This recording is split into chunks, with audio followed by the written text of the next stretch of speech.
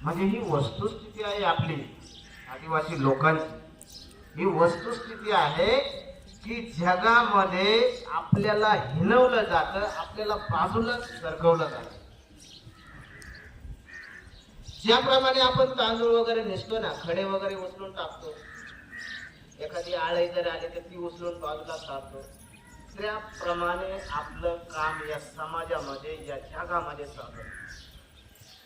आपल्याला बाजूला सरकवायचं काम चालू का का करावं आपल्याला बाजू? या देशाचा मूळ मालक कोण आहे? कोण आहे मूळ मालक? आदिवासी आहे। या देशाचा मूळ मालक कोण आहे? आदिवासी आहे। तरी सुद्धा आपल्याला बाजूला सरकवलं जातं। हे कशामुळे होतं सगळं?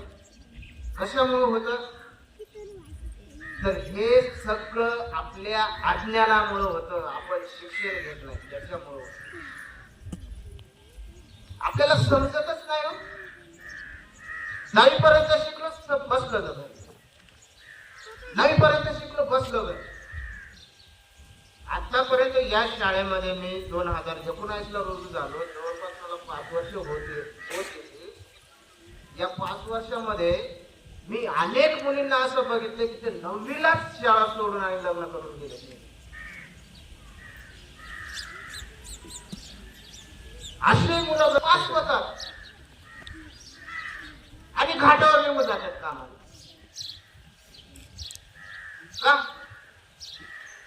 ज्या देशाचा मी मालक आहे त्या देशामध्ये मला दुसऱ्याची चाकरी करावी लागते, दुसऱ्याचं काम करावं लागतंय। दुसऱ्याने सांगितलं की भर ही घाण, त्याच्यात मला भरायला लागतंय। दुसऱ्याने सांगितलं संडास बाथरूम साफ कर, मी संडास बाथरूम साफ करत फिरतोय। का?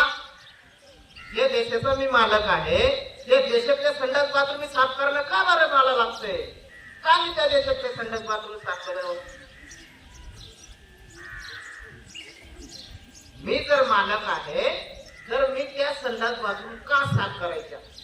मी दुसऱ्यांना लावेल ना साफ करायला।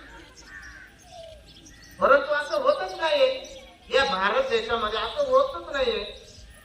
प्रत्येक ठिकाणी तुम्ही जा, प्रत्येक ठिकाणी जा। आतापर्यंत स्वातंत्र्य होऊन जवळपास 70-80 वर्ष उलटलेली आहेत। आता कुठे आपल्या देशाला प्रेसिडेंट राष्ट्रपती आदिवासी